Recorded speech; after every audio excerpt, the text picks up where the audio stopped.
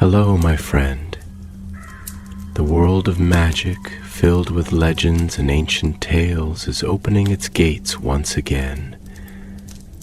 Tonight, in the Gryffindor dormitory by the crackling fireplace, I will share another story with my friends. Join us, for the magic is about to come alive. Long after the war had ended, when the dust of Voldemort's fall had settled into the cracks of stone and memory, Harry Potter found himself walking paths he thought he'd left behind. The wizarding world had rebuilt itself. Stronger in some places, shakier in others. The ministry stood taller, more open. Diagon Alley buzzed once again with hopeful chatter and swishing cloaks. But deep beneath the cobbled streets, where ancient magic pulsed in cold stone vaults and goblins walked with secrets older than any wand maker, something had begun to stir. It started with a letter. Harry, now 39 and working part-time with the Department of Magical Law Enforcement, was seated in the kitchen of number 12 Grimmauld Place. A pot of strong tea steamed beside him. The morning owl, a swift brown barn owl with a curious scar on one wing, dropped a heavy envelope on his plate. He frowned. The seal bore the twisting emblem of Gringotts. Not the official sigil, but something older, an archaic crest with runes he couldn't read, and the faint outline of a sword crossed with a key. Inside was a short, terse note, written in jagged, precise script. Mr. Potter, you are requested to attend a confidential meeting at Gringotts, lower hall, room of silent vaults, this evening at 7:30. Present the enclosed token upon arrival. Do not bring others. Time is of the essence. Ragnarok, director of Gringotts. Along with the note was a curious disk of hammered gold, cold and heavier than it looked. A keyhole-shaped emblem gleamed at its center. Harry tapped the token with his wand. No spells, no enchantments he recognized, and yet there was something about the metal, a strange hum beneath the surface. By evening, curiosity had won over caution. The goblins greeted him with their usual blend of courtesy and suspicion. They were sharper now, more reserved than in the days of the war, and the memories of what had been done, both by and to them, still lingered in the eyes of the older ones. Harry was escorted down, not just to the main vault levels, but far beneath them, below the dragon-guarded tracks, beyond the shrieking tunnels.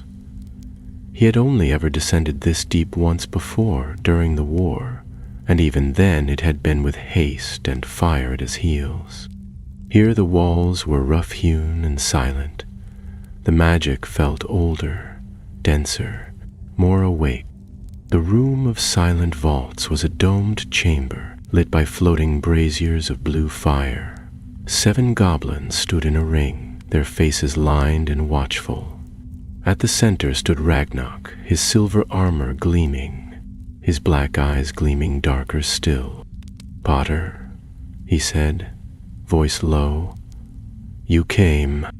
"I figured I should," Harry replied. "This place doesn't send out tea invitations." A faint smile flickered across Ragnarok's face. "No, we do not." He gestured to the center of the room. A great stone door lay there, massive and circular, like a vault door, but marked with no number and no crest.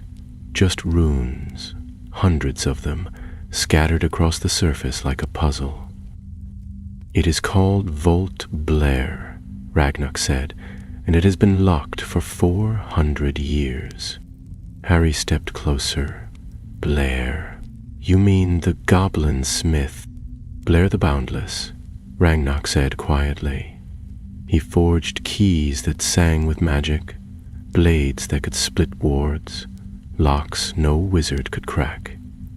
This vault was his, and inside it lies the last key. Harry frowned. Last key to what? The goblin's face darkened. That is what we must find out. But the key, his final work, is lost.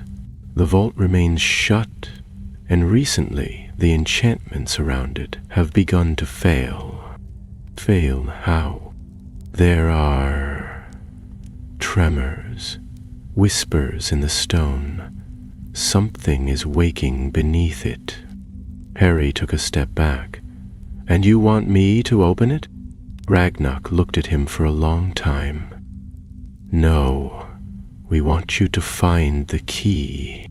Harry blinked. You don't know where it is? We know it was taken, stolen, after Blair's death during the Goblin rebellions of 1742. Since then all traces have vanished, but now we believe signs of it have surfaced. He turned and snapped his fingers. A younger goblin stepped forward carrying a scroll.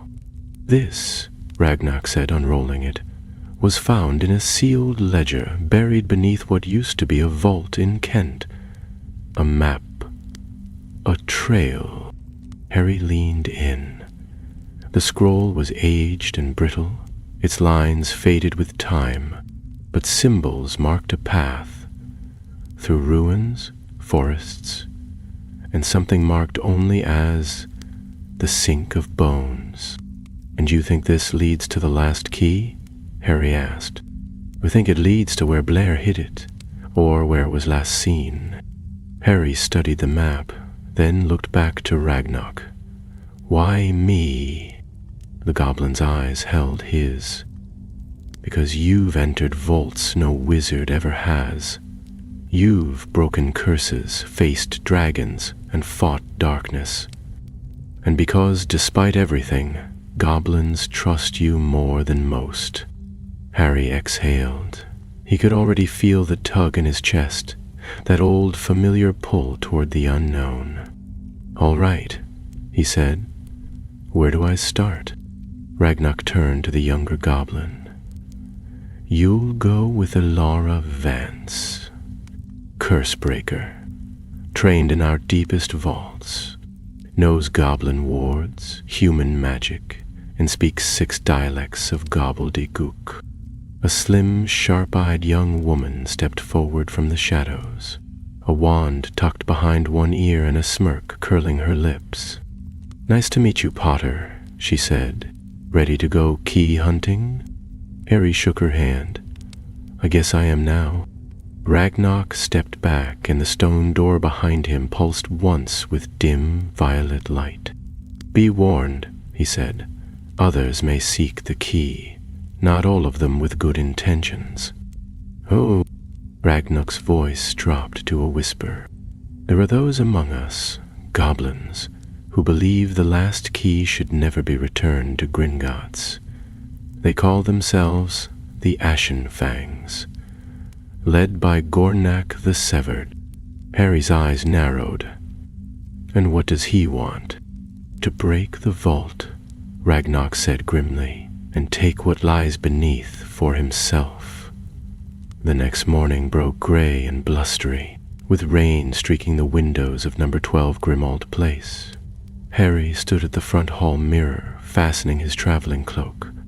A faint ache pulsed in his shoulder, a leftover from a skirmish with a rogue basilisk some years ago, and he winced as he adjusted the strap of his satchel. Beside the coat rack, a folded parchment map sat neatly on a side table, held down by the goblin token. He hadn't slept much. His dreams had been crowded with keys that whispered and vault doors that opened into nothingness. At some point, Sirius's old mirror had let out a sharp crack, startling him awake, though no spell had caused it. Just the sort of omen he didn't need. By noon, he met Elara Vance outside the leaky cauldron. She was leaning against the wall beneath the hanging sign, a black umbrella perched over her shoulder and her wand tucked behind one ear again, as though it lived there by habit. She looked young, perhaps in her late 20s, but there was something sharp in her gaze that told Harry she'd seen more than most witches her age. "You're late," she said, eyeing him with a half-grin. "Had to make sure Creature didn't follow me again," Harry replied. "He's been very interested in maps lately." "Good instinct," she said. "I don't like bringing maps where they might be tracked, but the token's safer. It carries a deadlock charm only goblins can read." She tapped the disc with her wand, and a soft red light pulsed beneath its surface. Then she handed him a small notebook, its cover cracked and stained with what looked like centuries of handling. "It's Blair's leisure. Well, what's left of it. Don't lose it. There's only one." Harry flipped through it. The pages were filled with goblin script, jagged and close-get, with only a few translated annotations scribbled in the margins. Sketches of keys, vault locks, and strange geometric symbols dotted the parchment. In the center of the book was a single name, underlined 3 times. "Black Shuck Hollow," he read aloud. "That's where we're going first," Elara said. "It's a ruin now, used to be a vault outpost, then abandoned after the Second Goblin Rebellion. According to the record, Blair stopped there just weeks before he vanished." "And the Eshin Fangs?" Harry asked. "Any sign of them?" "I've intercepted some of their messages. They are watching the same trail. But they're not as fast as we are yet." Together, they apparated to the edge of Norfolk, where the earth grew flatter and the trees turned to twisted silhouettes against the sky. Black Shuck Hollow was not marked on any wizarding map. The land itself seemed to reject memory. Trees grew in spirals, grass refused to settle, and the air buzzed with an old enchantment that made one's thoughts slippery. They hiked along a sunken path, past crumbling hedgerows and frost-bitten stones. The rain had stopped, but the clouds hung low and heavy, muffling sound. When they reached the ruins, they found what once might have been a watchtower, now reduced to little more than moss-covered stones and a circular foundation sunken into the ground. "This is it?" Harry asked, frowning. "I was expecting more vault and less garden rubble." "Don't be fooled," Elara replied. "Goblins didn't build upward. Their secrets lie below." She knelt beside a flat stone near the center of the ruin and traced a spiral pattern with her wand. The ground shuddered faintly. With a groan of ancient hinges, a square of earth dropped away, revealing a narrow stair spiraling downward into darkness. They lit their wands and descended, the air growing colder with each step. At the bottom was a small chamber, barely tall enough for Harry to stand upright. The walls were carved with old goblin runes, some glowing faintly. At the far end stood a pedestal, and on it a key. But the moment Elara stepped forward, the key shimmered and vanished, and the room trembled violently.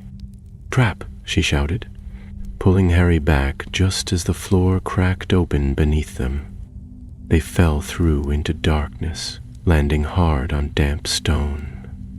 All around them, metal began to groan, and a strange ticking sound echoed from the walls. They'd landed in a hall, long, rectangular, and lined with enormous gears embedded in the stone. At the far end, a set of double doors stood closed, covered in engraved symbols that shifted and reformed each time the ticking sound repeated. "Blair's work," Elara said, brushing dirt from her cloak. "He built mechanisms no one's ever managed to copy. These symbols are runes of passage. The door changes unless you step forward in exactly the right sequence." "How do we figure out the sequence?" Harry asked. Elara opened the ledger, flipping to a worn page.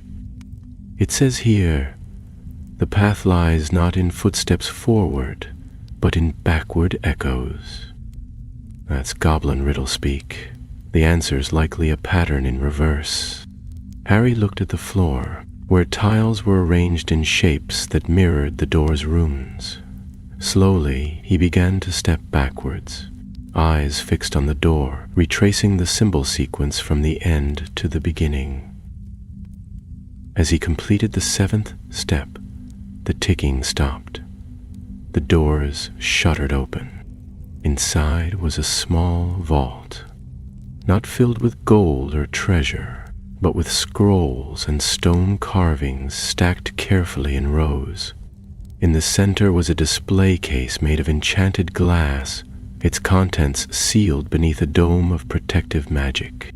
A key floated within, sleek, dark silver, its teeth etched with symbols unlike any Harry had ever seen. But even as he stepped closer, the case flashed red. Elara grabbed his arm. Not yet. The enchantment's tied to bloodlines. Only someone of Goblin descent, or someone with Blair's blood, can pass it safely. So we're stuck? Not quite. There's a way around it. But it'll take a bit of breaking and entering, Cursebreaker style. Before she could begin her spell work, a sound echoed behind them. Footsteps.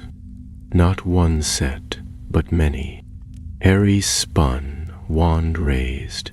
From the vault entrance, figures emerged, their hoods low and silver blades in hand.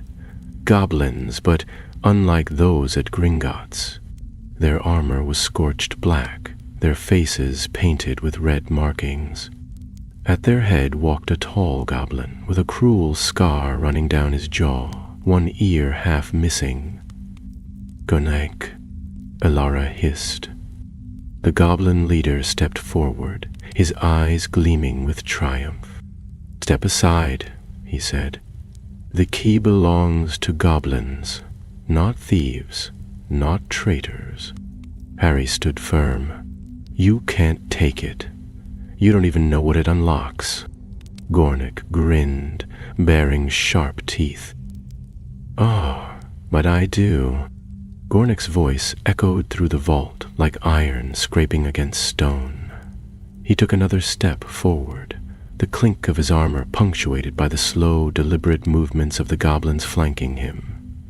Behind them, more shapes gathered, silent, hooded figures who carried staves carved with bone and obsidian. One raised a hand, and the vault door slammed shut with a thundering boom, trapping Harry and Elara inside. "I was wondering when you'd show up," Elara muttered under her breath, her wand now held low and ready. "He always makes an entrance." Gornak ignored her. His gaze was fixed on the glass dome that hovered over the key. There was something in his expression, not greed, not even ambition, but the rigid coldness of purpose. He raised one clawed hand and pointed at Harry. "You don't belong here," he said quietly. "This key was never meant for wizard hands. Blair forged it in secret, away from Gringotts, away from the ministry, away from the theft of goblin craft. And you think you can waltz in and take it, like a wand from Ollivander's shelf." "I didn't come to steal it," Harry replied, stepping slightly in front of Elara. "Ragnarok sent me. Gringotts wants to protect it." Gornak let out a bitter, rasping sound that might once have been a laugh. "Ragnarok is a fool, a lapdog for wizards. Do you know what lies beneath Vault Blair? Have they told you what that key really opens?" Harry hesitated, and that was answer enough. "I thought not," Gornak said, his eyes narrowing. "They wanted to lock the truth away forever, but Blair made the key for another purpose, not to seal, but to release what the goblins once guarded, long before Gringotts was founded, before Britain itself was ruled by a single crown." "You mean the treasure?" Elara asked sharply. Gornak turned his gaze to her. "Not treasure, Cursebreaker, power. Magic older than wandcraft. A force buried so deep it could unmake every vault, break every bloodline charm, and return what was stolen from Goblin. Harry felt the weight of the room shift. The key inside the case seemed to darken, its silver hue twisting in the dim light. He glanced at Ilara, who was studying the pedestal's enchantments with sudden urgency. "This protection charm," she whispered to him. "It's not just blood-locked, it's time-sealed. There's a decay enchantment wrapped inside. If someone forces the case open, the key melts. Blair made sure no one could steal it without unlocking it properly." Gornak took another step forward, eyes flashing. "Then we do it the right way. We have the blood." At his signal, one of the goblins stepped forward, holding a ceremonial blade.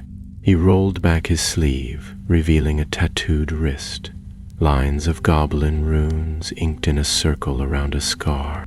"That claims descent from Blair's second cousin," Gornak said coldly, "and that is close enough." "No," Ilara snapped. "Blair's bloodline was sealed after the rebellion. The enchantment won't accept anything less than direct lineage. You try that, and the vault will collapse." "Let it," Gornak replied. "Let the walls fall. The key must not remain in their hands." Harry raised his wand. "That's enough. If you force it, you'll destroy everything." Gornak stared at him for a long, tense moment. Then, without a word, he raised a curved blade from his belt and slashed it through the air. One of his goblins surged forward, wand in hand, firing a jet of red light toward Ilara. She ducked, rolling across the stone floor. Harry retaliated, sending a disarming charm that sent the goblin flying backward. Chaos erupted inside the chamber. Spells crackled against the stone walls, ancient carvings bursting into sparks as curses rebounded. The protection dome over the key flickered violently, the enchantments groaning under the magical interference. "Back!" Ilara shouted. "We have to regroup." They dove behind a toppled pillar just as a bolt of silver lightning struck the glass dome. It splintered, but did not break. Cracks laced the surface, pulsing with red light. "And we need to get that key now," Harry said, firing a stunner toward a charging goblin. "I can bypass the enchantment," Ilara panted, "but I'll need 10 seconds and cover." "Go," he said. "I'll hold them." Ilara darted toward the pedestal, cloak flying as she drew a strange copper instrument from her satchel. It unfolded in her hands like a skeletal flower, each petal humming with ancient runes. She placed it gently atop the glass and began to whisper, runes glowing in sequence as she worked. Harry blocked another curse, then ducked as Gornak hurled a gout of black flame across the room. The magic struck the far wall, scorching a path of ruin through a shelf of scrolls. Dust and parchment rained down. Gornak closed in, his blade gleaming with enchantment. "You'll not leave this vault alive, Potter."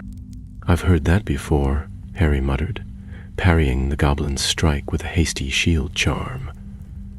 The impact sent tremors through the ground. From the corner of his eye, he saw Ilara's device flare blue, then go still. "It's done," she cried. "I've opened the seal." But just as her hand reached for the key, a tremor surged through the vault. Runes on the walls began to glow crimson. A sound, deep and hollow, rose from the floor, a bell tolling without metal, echoing from the earth itself. Gornak froze. The other goblins hesitated, glancing around in confusion. Harry backed toward Ilara, his wand still raised. "What is that?" she whispered. The glass case disintegrated in a rush of dust and light. The key hovered above its pedestal, now burning with blue fire. It spun once in the air, then dropped neatly into Ilara's waiting hand. And the vault door burst open behind them, not from magic, but from sheer force. Dust billowed inward as a massive creature stepped into the chamber. It was a golem, shaped of stone and iron, taller than the doorframe, its limbs crackling with enchanted chains. Its eyes blazed with molten gold, and across its chest was carved a single word in gobbledygook: Judicator. The goblins recoiled. Blair's sentinel, Ilara breathed. It was said to be a myth. Clearly not, Harry said grimly, and I don't think it's here to shake hands. The golem raised one arm. Chains slithered down from its wrist, curling like snakes. Gornak turned, eyes wide. "Retreat!" he barked. "All of you, now!" But the golem struck. The chains lashed forward, wrapping around two of the ashen fangs and lifting them from the ground. They vanished in a burst of white light. Harry didn't wait. He grabbed Ilara's arm, the key still clutched in her fist. "Hold on," he shouted, and with a crack he disapparated. They reappeared in a thicket outside the hollow ruins, both of them gasping for breath. Ilara collapsed to her knees, the key glowing faintly in her hand. "We've got it," she whispered. "We actually got it." "Oh." Harry nodded, heart still pounding. He looked back toward the hollow. A column of smoke now rose above the trees, and a deep rumble rolled across the hills. "And we just woke something up," he said. "Something that's not going back to sleep." For a long time, the only sound in the forest was the wind threading through the thorns. The smoke rising from the ruins of Black Shuck Hollow had begun to thin, but the earth beneath Harry and Ilara still trembled at intervals, as though the magic unleashed below had not yet settled. Birds had long since fled. Even the trees around them seemed to lean away from the scorched stones, as if unwilling to bear witness to what had been disturbed. Ilara tucked the key into a warded pouch lined with spell cloth and sealed it with a complicated twist of her wand. Her hands trembled, but not from fear. Harry recognized the look on her face. It was the same expression Hermione used to wear when she found something both terrifying and fascinating. The same fire he'd seen in countless eyes over the years, just before someone did something unwise in the name of discovery. Gollum," she said at last, her voice hushed. "It shouldn't have been able to wake without a command. It must have been tied to the key's seal, programmed to activate if someone accessed the vault. But Judicators are constructs from a time before the Ministry. They don't obey modern law. They execute old ones." Harry brushed ash from his cloak. "It didn't attack us, only because we got out fast enough. If we'd stayed..." She trailed off, then shook her head. "We need to tell Ragnarok. If that construct is active, the wards below Gringotts might not be enough to stop it if it comes looking for the key." They apparated to Diagon Alley under the cover of darkness. The goblin guards at the Gringotts entrance, unusually alert, ushered them inside without a word. At this hour, the banking floor was empty save for the soft clicking of armored boots and the ever-burning braziers lining the marble walls.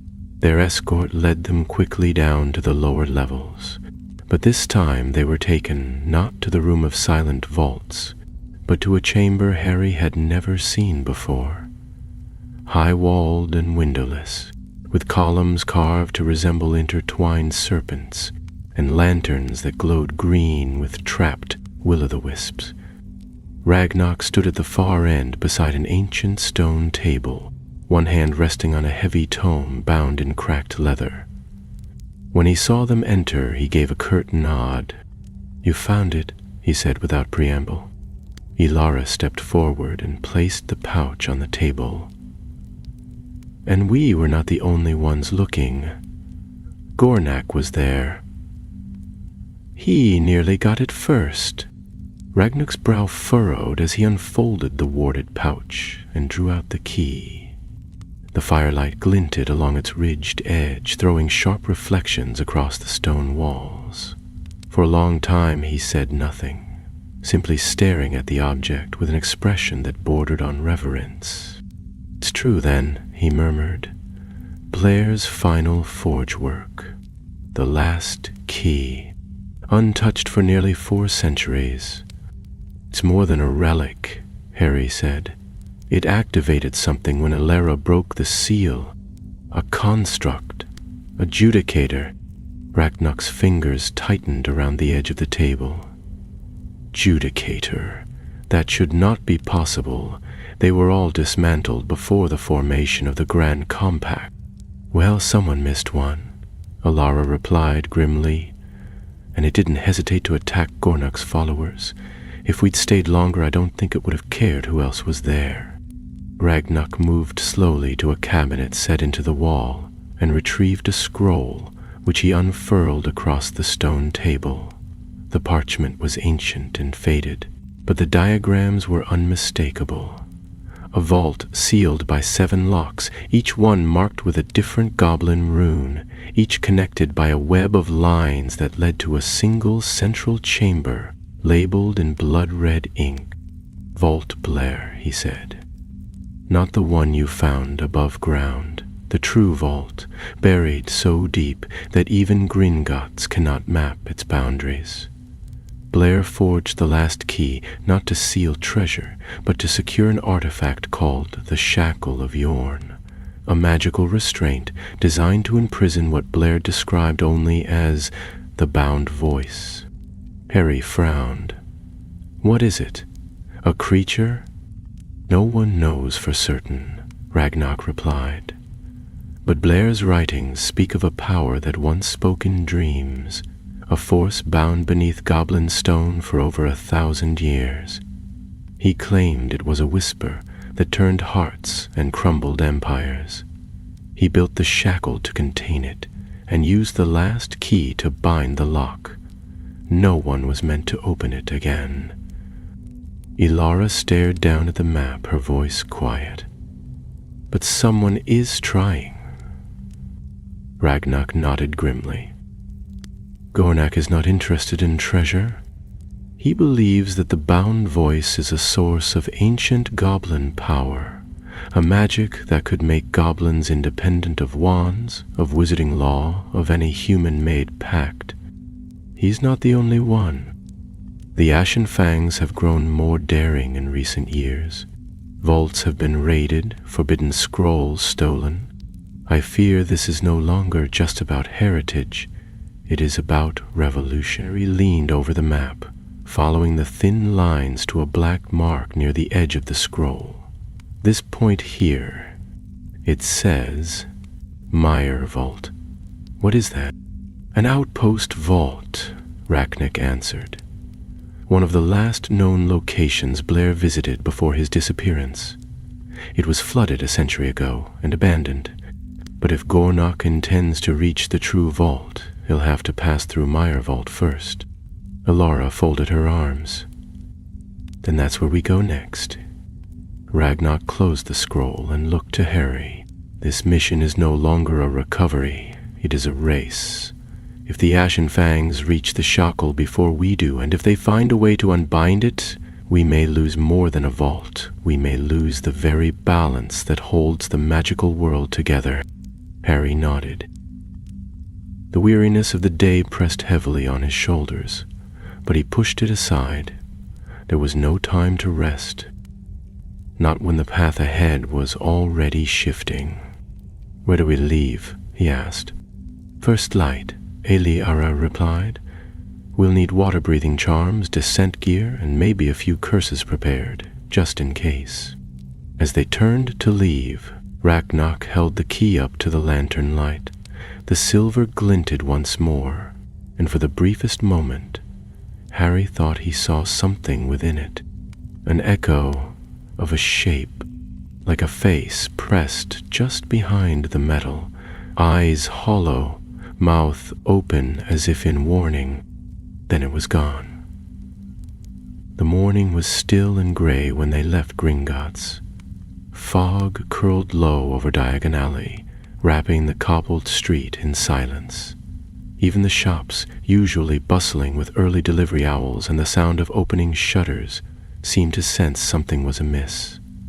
Harry and Ilara moved quickly through the mist, their cloaks drawn tight, their wands already in hand. They had no intention of being seen. Mire Vault lay hidden beneath the ruins of an old estate in Somerset, once a manor house belonging to a long-vanished family with ties to both goblin trade and darker histories. Official records claim the land had been cursed during the reign of Grindelwald and had since become uninhabitable. Unofficially, Ragnarok had told them, it was Blair's final known resting place.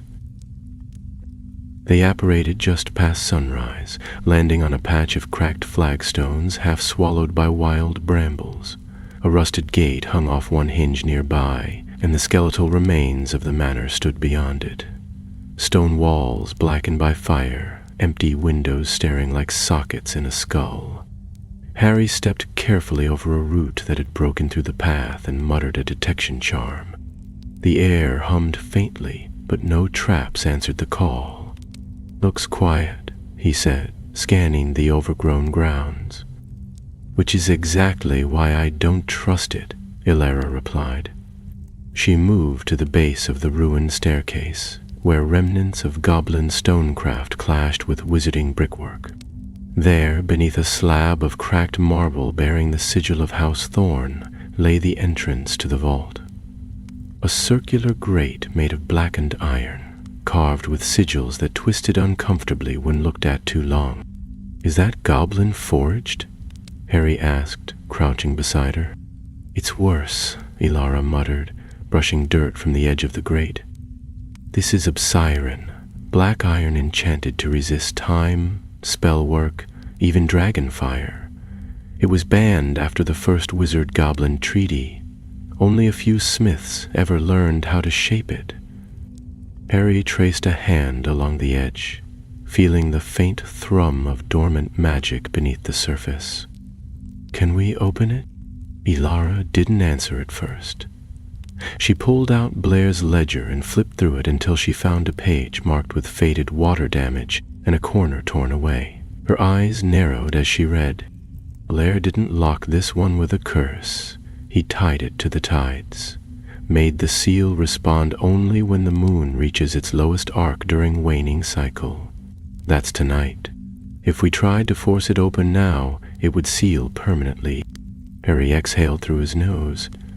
"So, we wait."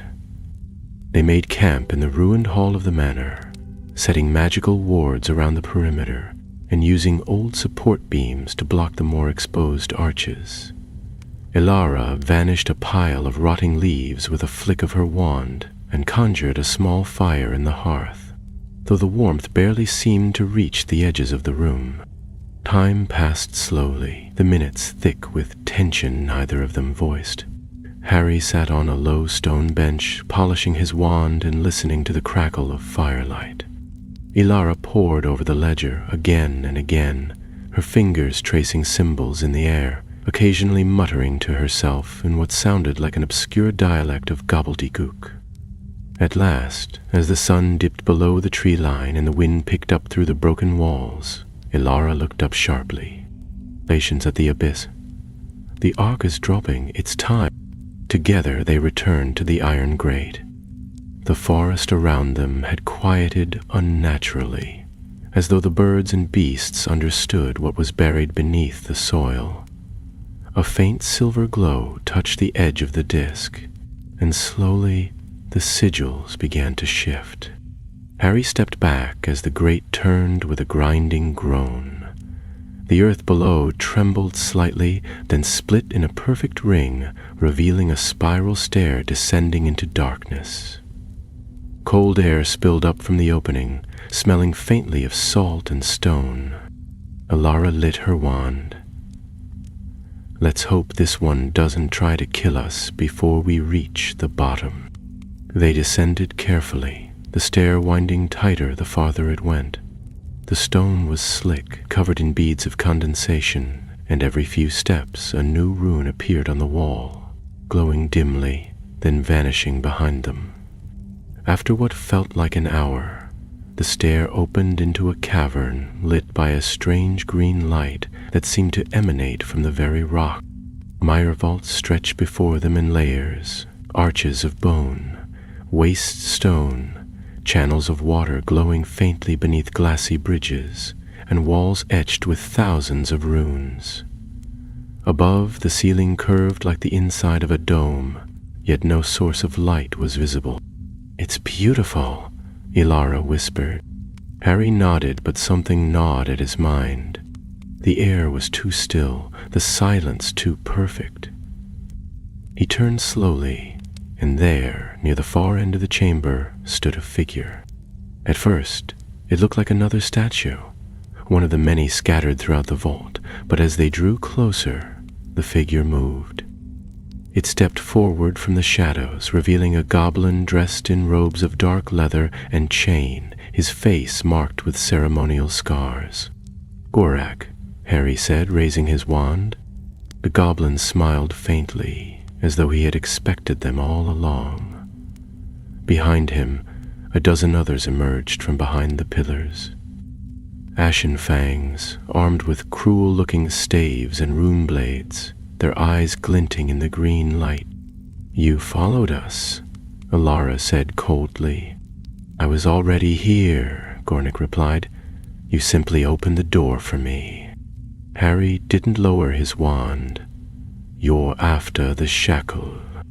"I am after what it holds," Gornak said. "The voice has slept long enough. Its song was silenced by cowards and traitors, sealed behind walls of fear. But goblins were once lords of the deep stone, and it is through our veins the old magics will rise again." "You don't know what you're waking," Ilara said. "Blair bound it for a reason." "Blair was a fool," Gornak spat. "He sealed our birthright behind wizarding laws and called it safety. But I have heard the voice. In dreams, it called to me from the vaults. It waits, and it remembers." Harry took a step forward. "We won't let you release it." "You won't have a choice," the goblin said. "We are beyond diplomacy now. You brought the key, and with it the last seal will break. You've already done more for our cause than you realize." Ilara moved subtly beside Harry, her wand shifting in her hand. "We can fight them," she whispered. "Not all at once, but if we split their focus." Before she could finish, the chamber itself began to tremble. The water in the channels rippled, the green light dimmed to shadow. Then, from beneath the floor, a voice began to rise. Not spoken aloud, but pressed directly into their minds. A whispering sound like wind through dry leaves, ancient and terrible. "Let me speak." The voice pierced the stillness like frost biting into glass, not carried by sound but woven into thought, so that it spoke not only to the ears but to something deeper, something buried in the marrow. It was ancient, vast, and disembodied, and it carried no accent, no tone, only a hunger that pulled at the edges of every mind it touched. Harry staggered, clutching at his head as a wave of nausea swept over him. The walls of the vault seemed to waver, their runes flickering and dimming. Water from the glowing channels began to rise in silent columns, suspended in mid-air as if caught in a breathless moment. Ilara dropped to one knee beside him, her wand clutched tightly in her fist, but her eyes wide and unfocused. Across the vault, Gornak stood perfectly still, his face lifted to the ceiling, eyes closed, as though drinking in the voice. The ashen fangs knelt behind him in a synchronized movement, their hands laid flat on the ground in what looked uncomfortably like devotion. "It is real," Gornak whispered, his voice raw with awe. "The voice remembers. It sees us." Harry forced himself upright, drawing a shuddering breath. "We need to stop this now," he muttered, glancing at Alara. "Can you lock it again? Use the key to reverse the enchantment?" Alara blinked rapidly, the fog clearing from her gaze. "No. The vault's already responding to the key's presence. If we take it out now, the collapse might trigger whatever's down there to rise fully. We need to contain it. Fast." But before she could move, the floor beneath them pulsed with deep red light. Symbols bloomed across the stone like blood through parchment, forming a ring around the central platform. The water columns shattered into droplets, then reformed into floating sigils that drifted toward the circle, as though called to their place. From beneath the platform, a mechanism rumbled to life. The stone's surface split into segments, which spiraled outward with a grating sound of gears long asleep. In the space they left behind, a void yawned open, black, endless, and impossibly cold. Harry could feel its breath even from here, and it carried no warmth, only the press of memories not his own. From the center of that dark circle, something began to rise. It was not a creature, nor a man, nor a ghost in the usual sense. It had no form at first, only a distortion in the air, like heat shimmer turned to shadow. Then shapes began to flicker within it, faces that shifted too quickly to recognize, voices layered atop one another in 1,000 languages, a robe of nothingness that trailed across the air but left no mark behind. It hovered just above the platform, tethered by 7 chains of light that emerged from the walls of the vault. Each chain bore a goblin rune at its base, glowing white, hot, pulsing with effort. The thing inside the circle moved, and the chains groaned in response. The voice spoke again. "You are not Blair." Gornek stepped forward, his expression fierce and reverent. "No. I am Gornek, son of the Deep Forge, heir to the line of Rend. I come to finish what was started. The wizards chained you. I will set you free."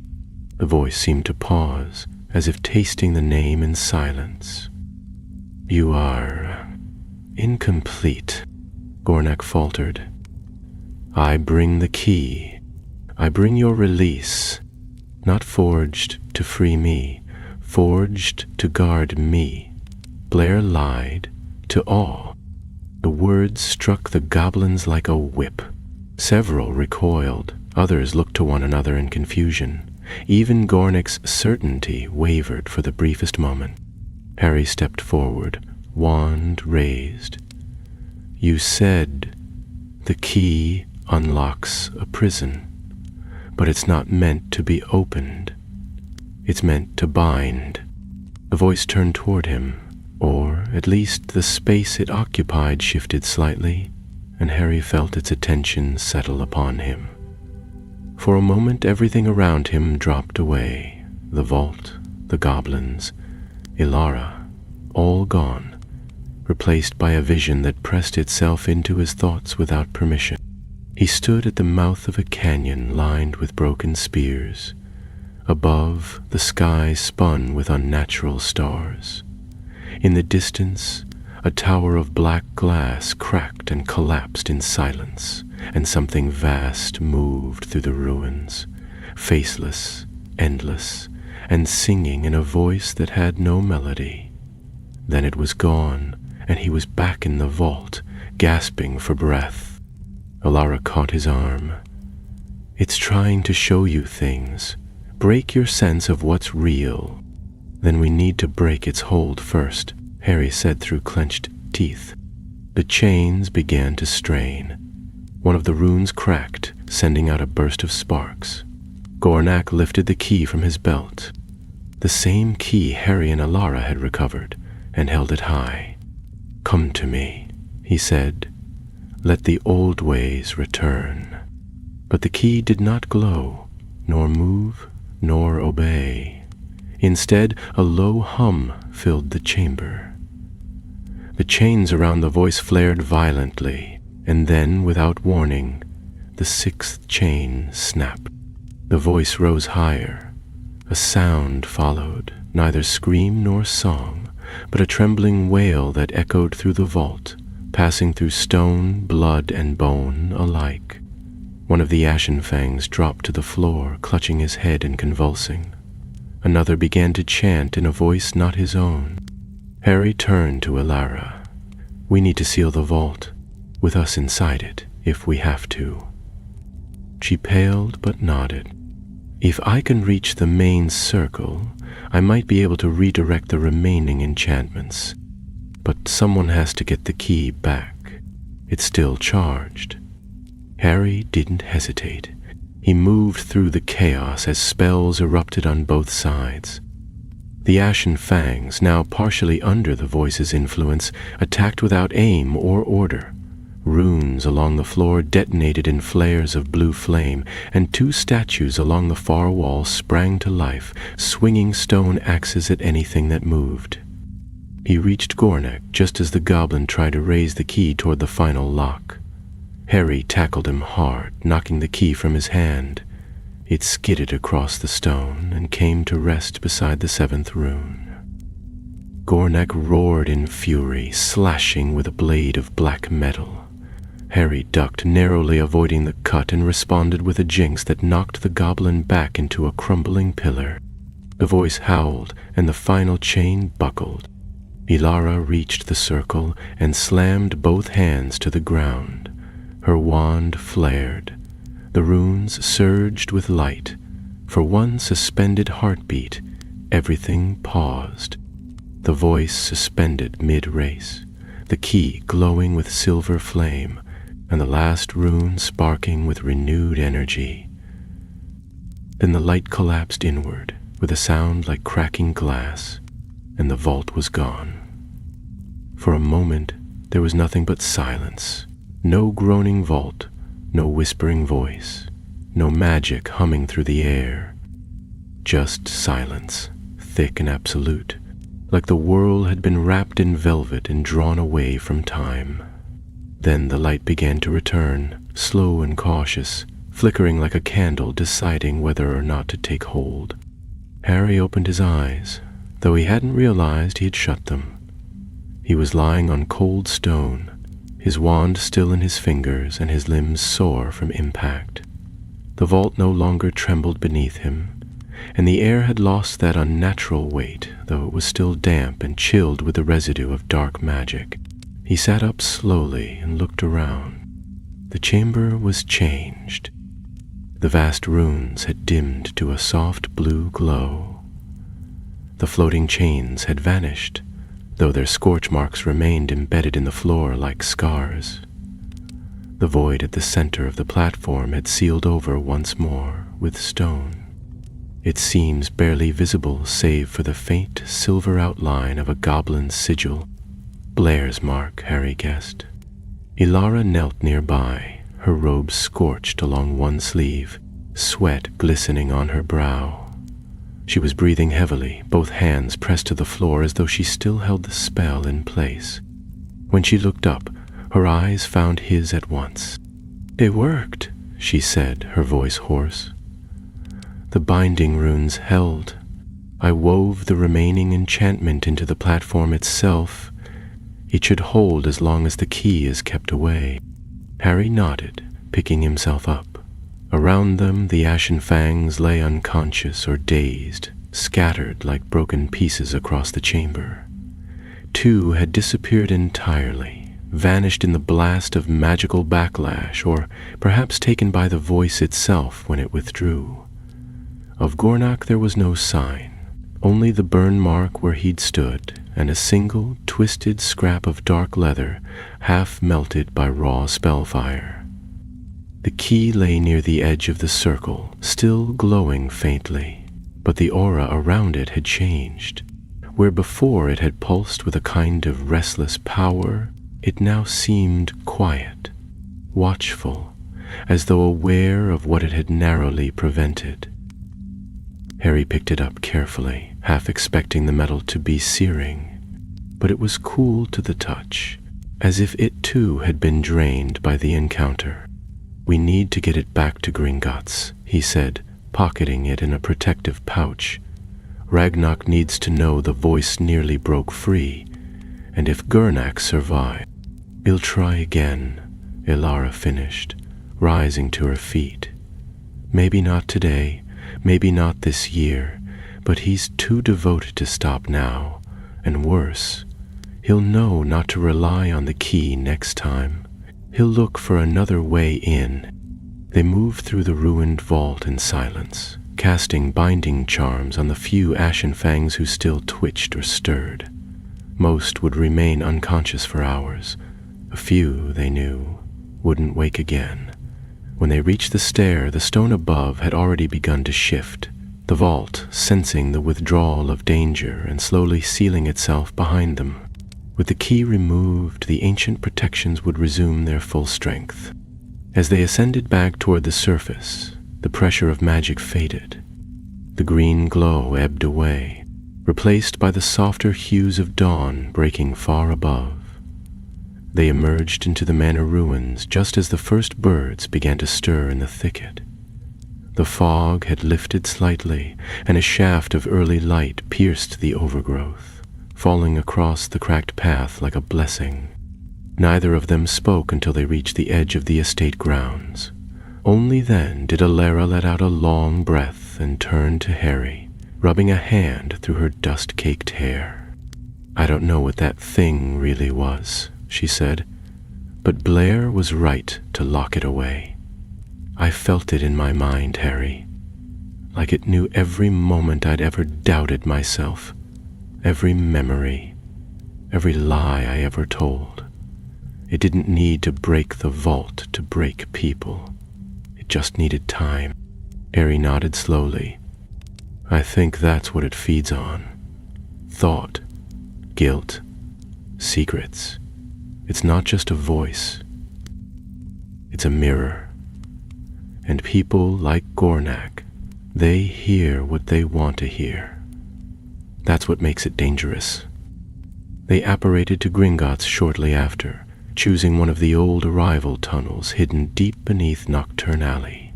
It had once served as a goblin-y access route during wartime and still bore the scent of damp earth and ash. The guards at the lower entrance, recognizing them and the burden they carried, ushered them into the hall of hidden ledgers without delay. Ragnak was waiting. He stood alone beside a long stone table covered in goblin scrolls, his armor exchanged for dark ceremonial robes, and his silver circlet gleaming faintly in the torchlight. He did not speak immediately as they approached, but when his gaze fell upon the key, he extended his hand and took it with reverence. "You succeeded," he said, turning it slowly between his fingers. "Though the vault's magic stirs even now, I can feel it in the foundation." Harry told him everything, how Gurnak had waited within Meyervault, how the voice had awakened, how the key had nearly become the final piece in breaking the seal. He described the way the voice spoke, not in language but in feeling, and the vision it had pressed into his mind. When he finished, Ragnak was silent for a long while. "Blair built the key to hold, not to open," the goblin said at last. "This confirms it, but the old tomes will need rereading. There may be more we missed, precautions he hid even from the other goblins." Ilara stepped forward. "What do we do now?" Ragnak placed the key within a warded reliquary box and locked it with 3 gestures. "The key will not return to Vault Blair, not yet. Until the chain runes are re-strengthened and new safeguards placed, it will be stored in the unseen crypt. Only the High Council and those who stood witness to its return may know its resting place." Harry nodded. "And Gurnak will resurface," Ragnak said grimly. "But not for some time. His numbers were broken. His followers are scattered, and he will not find another key like Blair's. That craft is lost now, and none alive can remake it." The goblin turned to Harry then, his expression more somber than proud. You have done more than Gringotts could ask of any outsider. And yet, this was no ordinary quest. You did not claim treasure, Potter. You stood against an inheritance of terror, and for that, the Goblin Nation owes you a debt. Harry shook his head. I didn't do it for a reward. I did it because someone had to, and because I've seen what happens when ancient things are left in the dark too long. Ragnock studied him for a moment, then inclined his head. All the same, goblins remember their deaths. As the meeting ended, and they prepared to leave, Harry glanced once more at the locked reliquary on the table. For a moment, he thought he heard a faint whisper, like wind brushing over cold stone, but it faded so quickly he wasn't sure it had been real. He stepped out into the corridor beside Alara, the heavy doors closing behind them with a final thud. The silence of the vaults returned, and the last key was sealed away once more. Its fire dimmed, its song silenced. But somewhere, in the deep stone where secrets wait to be unearthed, the voice remembered. The days that followed their return from Mire Vault passed slowly and uneasily. Though the key had been secured in the unseen crypt, and the voice sealed once more beneath layers of enchanted stone, Harry could not quite shake the feeling that the matter was unfinished. He spent long hours in the Department of Magical Law Enforcement, poring over old cases tied to the Ashen Fangs, tracing names through court records and Gringotts ledgers, searching for any sign that Gornak had survived. Each trail led to nothing. Witnesses vanished, caches of enchanted weaponry gone without a trace, and hideouts deserted days or even hours before Aurors arrived. It was as if Gornak had dissolved into the stone itself, slipping into the deep places of the world where wizards' spells could not follow. Ilara, meanwhile, had returned to the Cursebreaker division within Gringotts, though she wrote often, sharing notes, speculations, and half-legible sketches of Blair's runic systems. One letter ended with a single sentence that stayed in Harry's thoughts long after he folded it shut. The key may be locked away, but we both know the voice is only sleeping. Then, one evening nearly 3 weeks after their return, a quiet knock came at the door of number 12 Grimold Place. Harry, who had been half reading a dull ministry memo and half drifting into sleep, straightened and moved to the hallway. The house was dark but for a few enchanted sconces that lit with his passing. When he opened the front door, there was no one there, only a small object resting on the step. It was a stone, smooth, gray, unremarkable at first glance. But carved on its underside was a single goblin rune, etched with sharp precision and faintly glowing gold. Harry recognized the symbol at once. It was not a threat nor a warning, but a summons. An hour later, cloaked in secrecy spells and armed with more protective enchantments than he'd used since the war, he made his way down the older tunnels beneath Gringotts. The summons had not come from Ragnock, nor any goblin of the High Council. It bore the mark of Thimlik, a forge master thought long retired, who had vanished from public work shortly after the war. Harry passed through ancient archways and winding paths only goblinkind still remembered. The halls smelled of mineral-rich steam and the iron tang of old magic. When he reached the meeting chamber, he found not just Thimlik, but 6 other goblins seated at a crescent-shaped table. None wore the official robes of Gringotts, and none greeted him with the usual stiffness of formal diplomacy. Thimlik rose first. He was old, even for a goblin, and bent at the shoulders. But his eyes were sharp, and his voice carried without effort.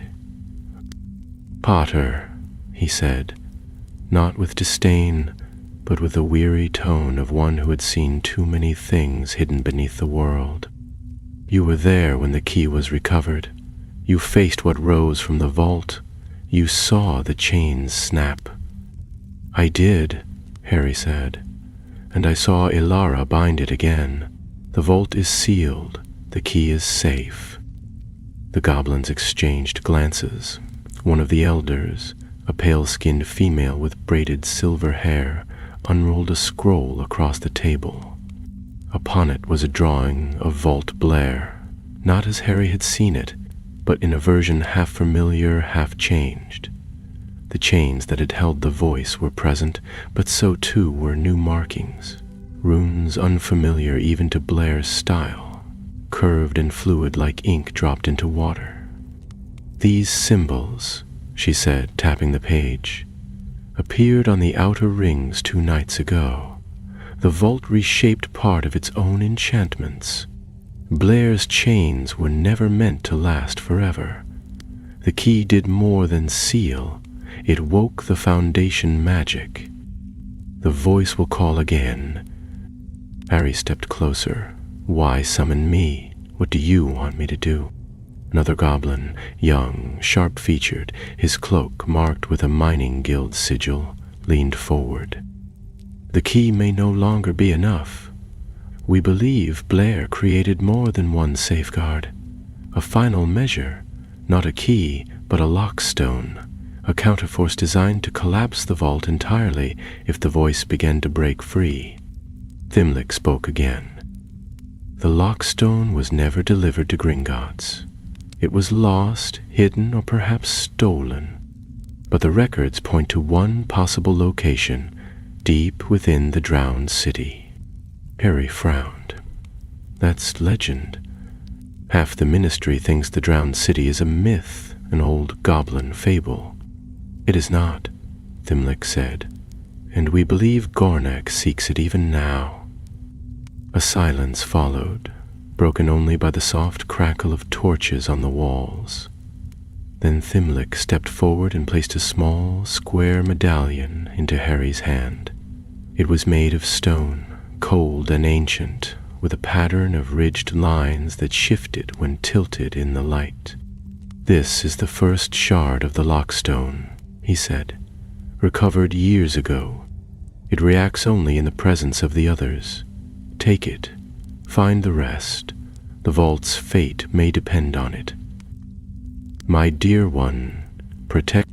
Harry closed his fingers around the shard, the weight of it settling not just in his hand, but in the space behind his ribs. It felt heavier than it should have, as though the stone remembered being part of something larger. When he returned to Grimmauld Place, the house felt too still. Creature was nowhere to be seen, likely sleeping in the warmth of the lower hearth, and the silence pressed in again. He lit a lantern, sat at the kitchen table and stared at the shard. Its lines pulsed faintly in the lantern glow, as if it sensed something distant. He fetched a quill and parchment, then scribbled a message. "Ilara, I need your help. Again." The key was just the beginning. "We're going after the lockstone."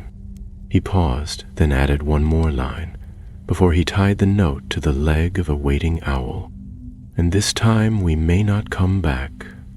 The owl returned by sunrise.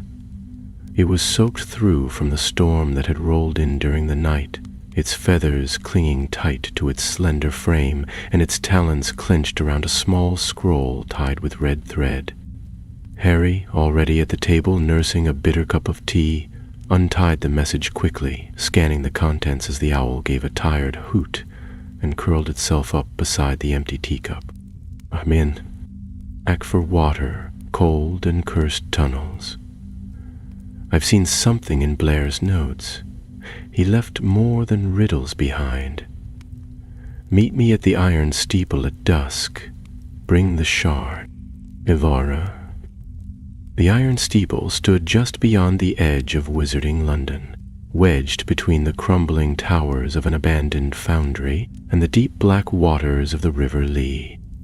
It had once been part of a goblin smelting operation during the first age of magical industry, but now it loomed like a forgotten monolith, rust-streaked and crooked, its topmost spire leaning at a dangerous angle. Few dared to enter its grounds.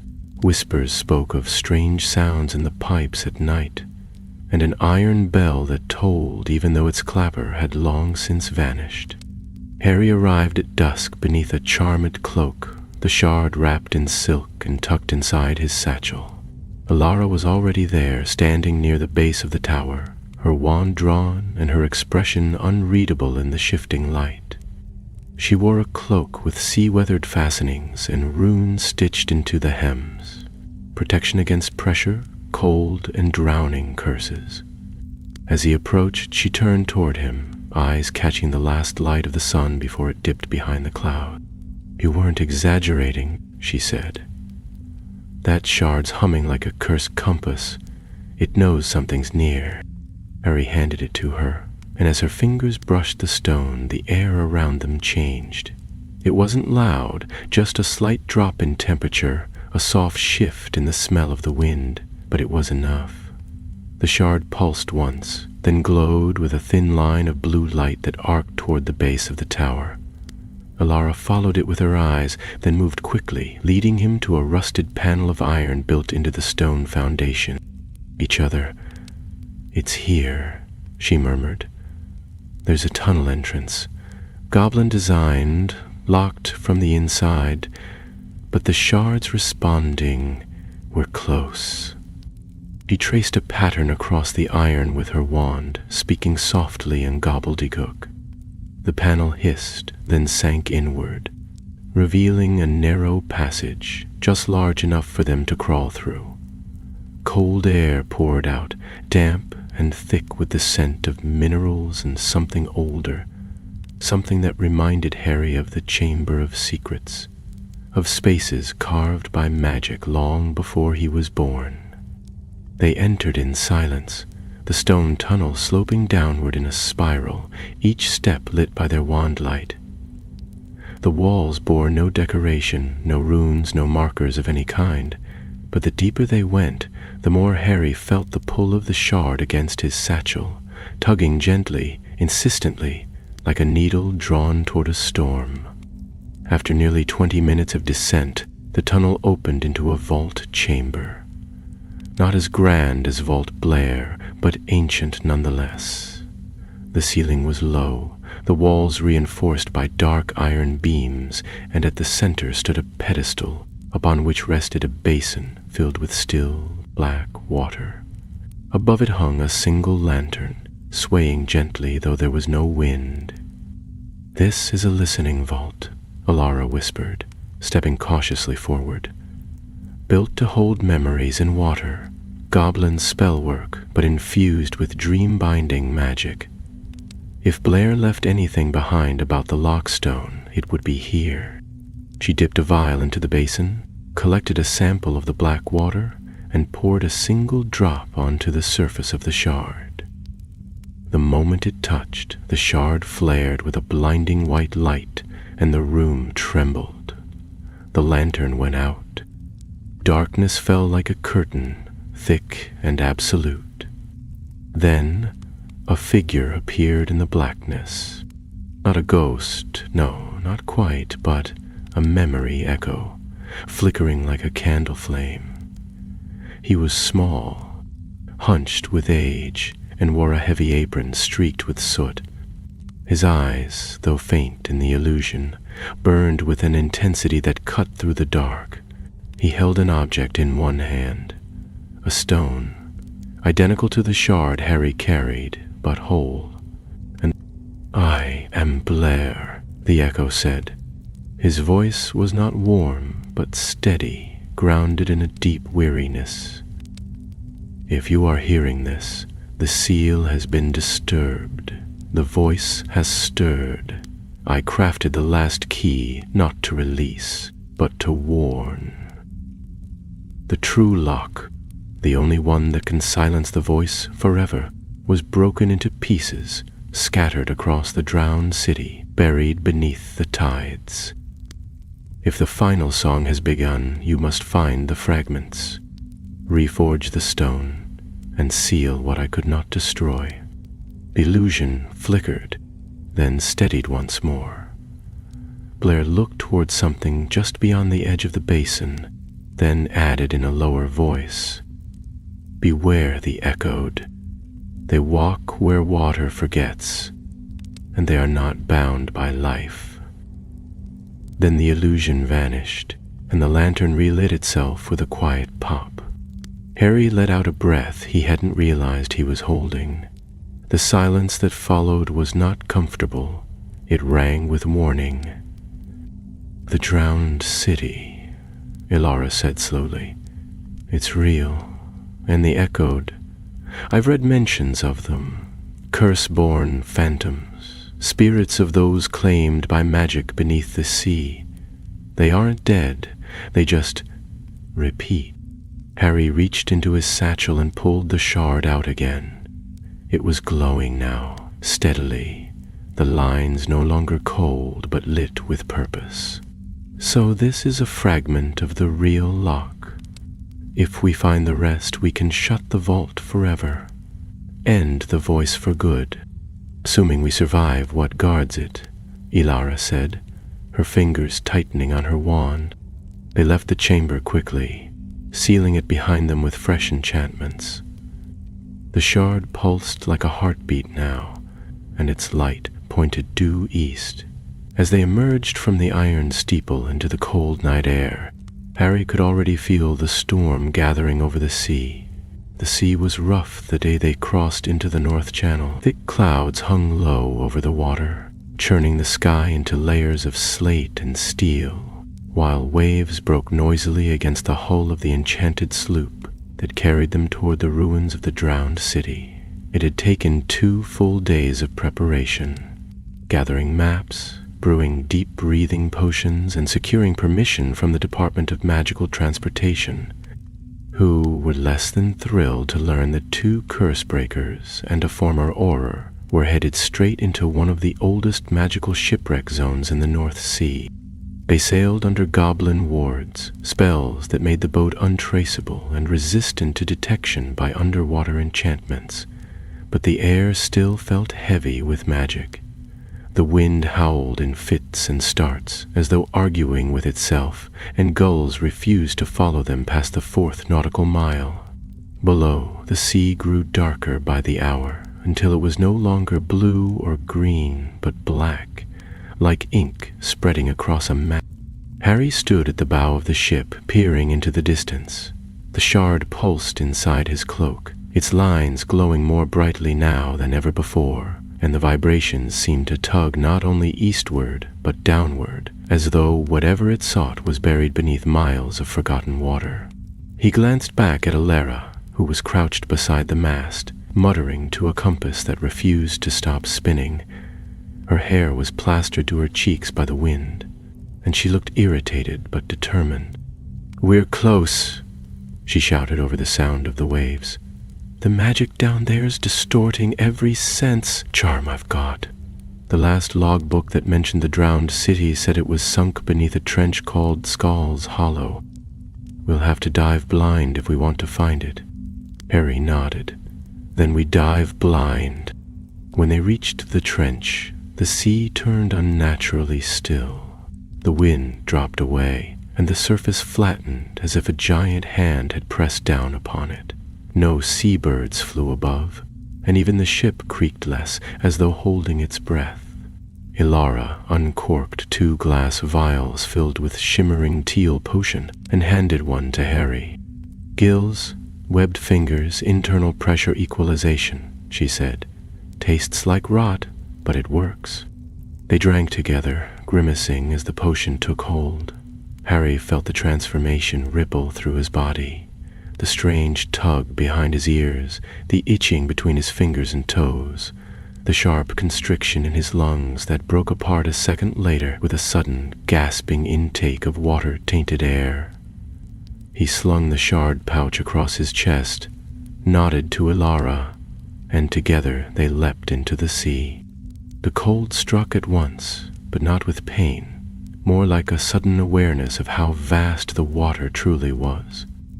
They sank quickly, wands lit, their light slicing through the darkness in narrow beams. Strange fish with glowing fins darted between rock outcrops, and long strands of seaweed coiled upward like green smoke. The trench appeared below them as a yawning abyss, a gash in the ocean floor that fell away into nothingness. They followed the shard's pulse. Down they went, deeper than Harry had ever dared to swim before, the light above fading until it was swallowed completely. Time lost its shape in the deep. Minutes became indistinct. Pressure mounted. Magic stirred around them like threads in the current. Then, out of the gloom, a shape appeared. It was a gate, massive, ancient, covered in barnacles and coral growths, and built into the side of the trench wall. Symbols glowed faintly across its surface, but they did not shine like wizarding runes.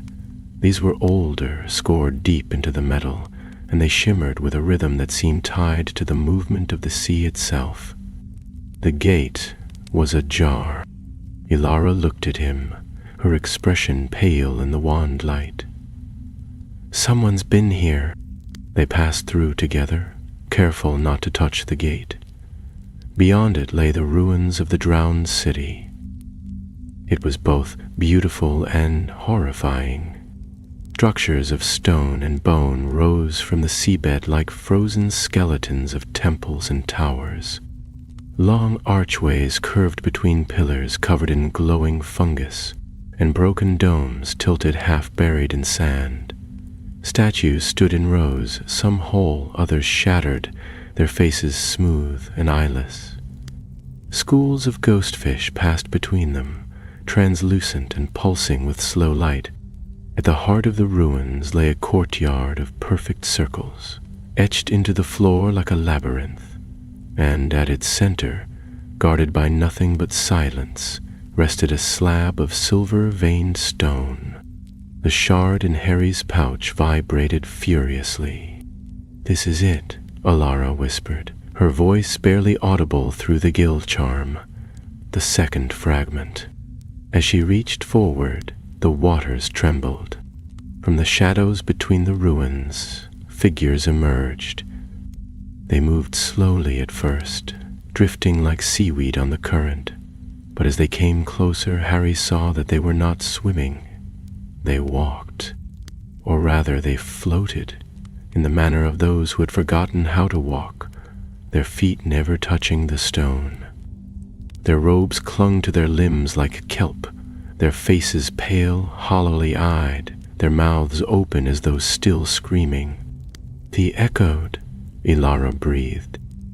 There were a dozen of them, then 24. Their movements were disjointed but purposeful. They were not drawn to Ilara, nor to Harry, but to the shard, now glowing with urgent light. One of the echoed stretched out a hand, not to attack but to reach, like a dreamer groping for something lost. Harry raised his wand, but Ilara stopped him. "Don't attack. Not yet. Let me try something." She stepped forward, drawing the shard from the pouch and holding it high. The stone flared, and the echoed halted mid-major, their heads tilting in unison. Then, with the slow, dreadful weight of ritual, they lowered their arms and began to murmur. Not words, but a sound like breath being drawn back through water, rhythmic and echoing through the city. "They're remembering," Ilara said slowly. "The shard woke their memory." Harry stepped to her side, wand still ready. "Will it keep them back?"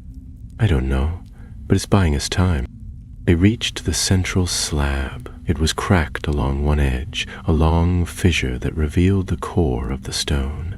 Ilara placed the new shard beside the first and muttered a binding incantation. The two pieces snapped together with a pulse of blue fire, their runes aligning perfectly. The combined fragment now pulsed with deeper magic, and the echoed stirred, their heads tilting again. "That's 2, Ilara said. 5 more." Behind them, the gate began to close. The gates closed with a grinding moan that shuddered through the water, and as the ancient stone slab sealed the entrance behind them, Harry felt the pressure of the deep intensify, as though the ocean itself had decided to press closer, watching their every move. The echo did not advance, but their circle tightened, moving with that same uncanny unity, their arms held loosely by their sides, fingers twitching with the slow rhythm of memory. Though none of them spoke aloud, Harry had the strangest impression that they were listening not to voices, but to thoughts, drawn forward by the echo of something the shard had disturbed.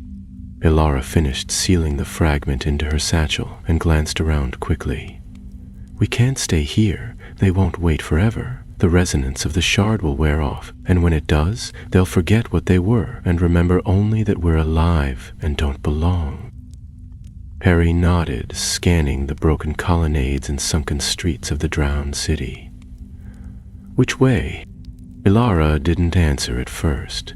She held the shard up to the water, letting it pulse against her palm. Slowly, a thin beam of blue light emerged from its surface, pointing not back toward the gate, but deeper into the ruins, toward a shadowed avenue lined with toppled statues and overgrown archways. "That way," she said, her voice unsteady. "There's another fragment nearby. I think Blair left them as a chain, each one guiding the bearer to the next." They moved carefully, not swimming so much as gliding along the seabed, using minor levitation spells to stay just above the silt. The echo did not follow at first, though several turned to watch them go. One figure, tall, draped in seaweed-thick robes with a rusted goblin circlet upon its head, lifted its arm in what might have once been a salute or a warning. Harry could not tell. The path led them through a narrow passage flanked by collapsed pillars and mosaics whose colors had long since faded to greenish gray. Here and there fish darted through broken tiles, and strange crabs with translucent shells clung to the walls, their eyes gleaming with unnatural intelligence. Ilara kept her wand light dim, trusting the shard to guide them. The water grew colder and the city darker, as though even the sea preferred not to know what waited below. They emerged into a vault chamber built like a spiral amphitheater, with tiered platforms curving downward toward a central pedestal. At its heart, resting in the cradle of a shattered bronze statue, was the third shard. Unlike the others, it glowed with a flickering reddish light, and the water around it seemed to ripple with agitation. "Something's wrong," Ilara murmured, scanning the outer ring. "The enchantment's unstable. Blair'd just hide this one. He trapped it." Harry moved toward the pedestal, wand raised, but even before he reached the first platform, a bolt of greenish energy shot across the chamber, striking the stone beside him. A protective ward flared to life, a great web of crisscrossed magical lines spanning the inner circle, humming with volatile force. Harry ducked behind a fallen column as a second bolt crackled past. "Trap rune," Ilara said, crouching beside him. "Goblin make, definitely Blair's design. He must have embedded a sentinel ward into the stonework. It attacks any living presence without a blood-bidding seal. Can you break it? Maybe, but not quickly, and if I get it wrong, the whole vault could collapse." Harry didn't reply at once. His eyes drifted back toward the spiraling tiers, and he noticed something odd. Trails in the silt, narrow and deliberate, as though someone else had passed through not long ago. They weren't alone. "Ilara?" he said quietly. "Someone's already been here." Even as the words left his mouth, a figure stepped from the shadows above them. Cloaked in wet black, face concealed beneath a hood slick with seawater, the stranger moved with the weightless ease of practiced underwater travel. He, or perhaps she, raised a wand fashioned from twisted coral and obsidian, and at the same time 3 more shapes emerged from opposite sides of the vault, surrounding the chamber in silence.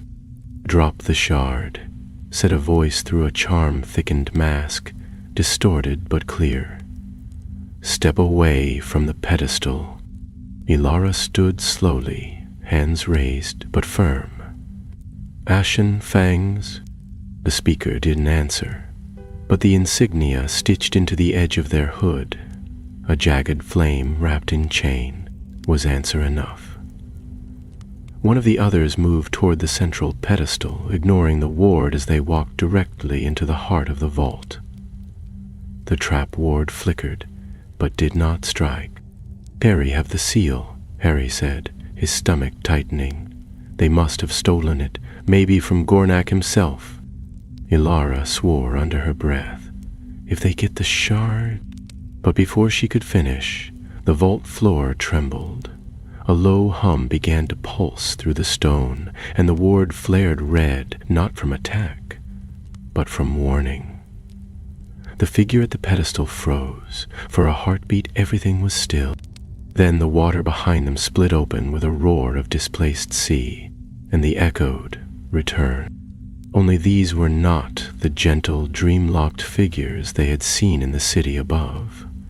These moved with purpose, trailing black tendrils of magic through the water, their eyes burning with submerged rage.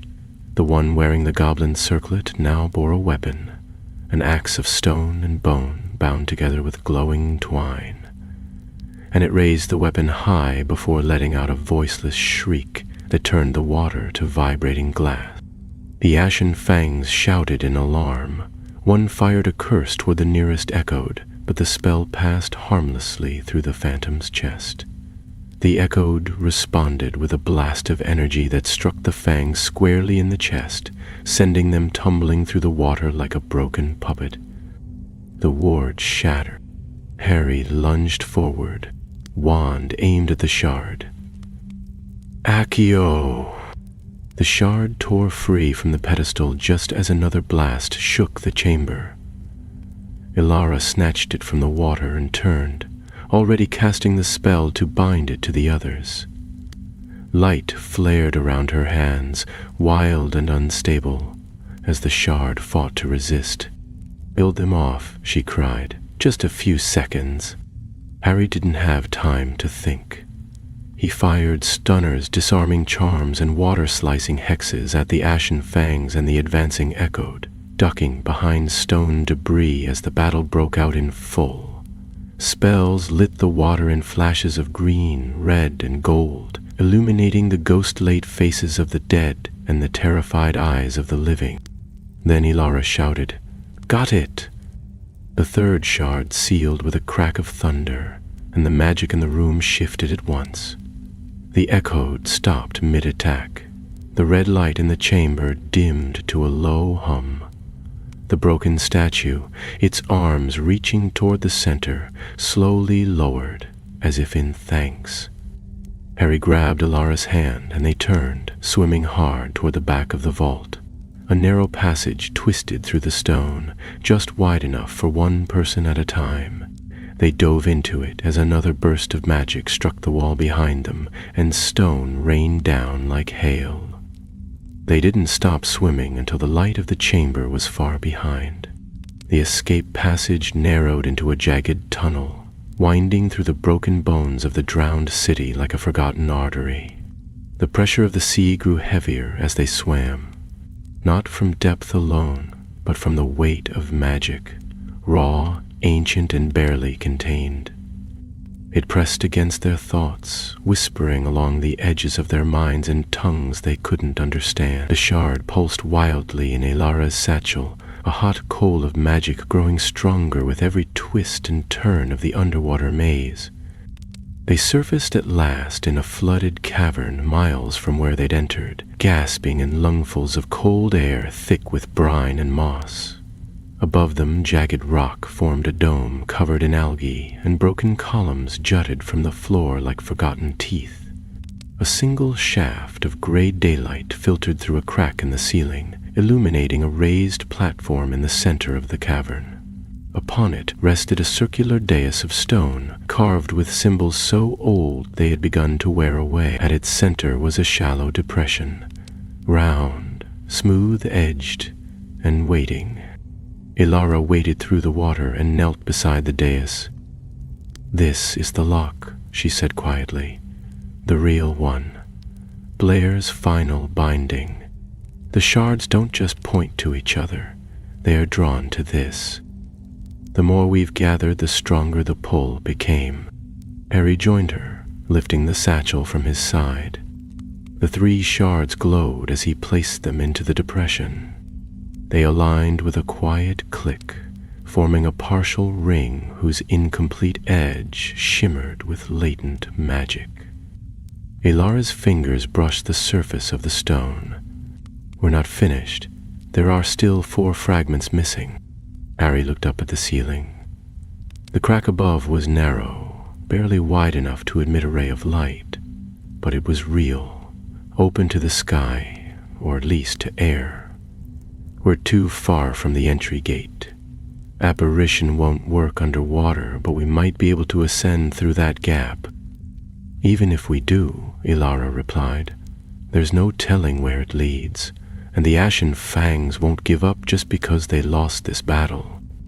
"They won't find us here," Harry said. "The lock conceals itself. You saw how it stayed dormant until the shards approached." He stood, pacing the edge of the dais, his mind turning rapidly. "We've got half the stone. If Blair scattered the fragments across the sea, the others must be hidden in vaults just as old, or older. He didn't trust any one place, any one spell." Ilara glanced at him. "Are you saying we go after the rest?" "I'm saying we don't have a choice," he answered. "The voice isn't finished. It felt what we did.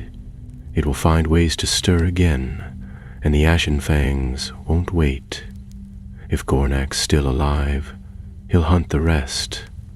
He'll try again, even without the key." She looked down at the half-formed lock, the 3 shards glowing faintly in their cradle. "Then we go after the next one." They marked the location of the dais with the tracker charm, concealed the cavern with a combination of goblin and human wards, and left through the vertical passage, rising slowly into the thinning waters. They emerged beneath a moonless sky in the shelter of a sea cave along the coast of Yorkshire, soaked to the bone and half frozen, but very much alive. The wind tore across the cliffs with a banshee's cry, and the surf below hissed like a serpent in restless sleep. At night, they camped among the rocks, hidden from the world. A small magical fire warmed their cloaks, and Harry sat staring into the flames as Ilara sketched the fragments they had recovered, noting the alignment of each room, the curve of each edge, the way the stone fit together like the teeth of a sealed door. She worked with steady focus, but her fingers trembled faintly. "I keep thinking about what Blair said in that memory," she murmured, "that the voice wasn't just magic, it was a song. A song that turned kingdoms. What if the lockstone doesn't destroy it? What if it just silences it? What if the voice survives, buried forever, but waiting?" Harry didn't answer right away. He watched the firelight twist and flicker, reminding him of the glow that had danced in the vault beneath Meyer Vault, of the chains that had trembled just before breaking. "Then we make sure it's buried deep enough that no one ever hears it again." She looked up at him. "And if someone tries?" He met her gaze. "Then we remind them what happened the last time." The next morning, they returned to Gringotts. Ragnot met them in the Hall of Bound Ledgers, accompanied not by guards, but by 2 elder goblins in ceremonial robes, their faces grim and their hands folded in front of them. Harry laid the sealed satchel on the table, opening it to reveal the 3 fused shards. The goblin said nothing for a long time. But Harry could see the recognition in their eyes. "You've begun the reforging," Ragnock said at last. "There hasn't been a keeper of the lock in over 5 centuries. That office died with Blair." "Then it lives again," Alara said firmly. "We're not finished." "No," Ragnar agreed, closing the satchel and sealing it with a rune lock. "But you've done what no curse breaker, no Auror, and no Goblin has done in living memory. You've reached the heart of the drowned city and come back with the first binding restored. That is not the end of a story. It is the middle."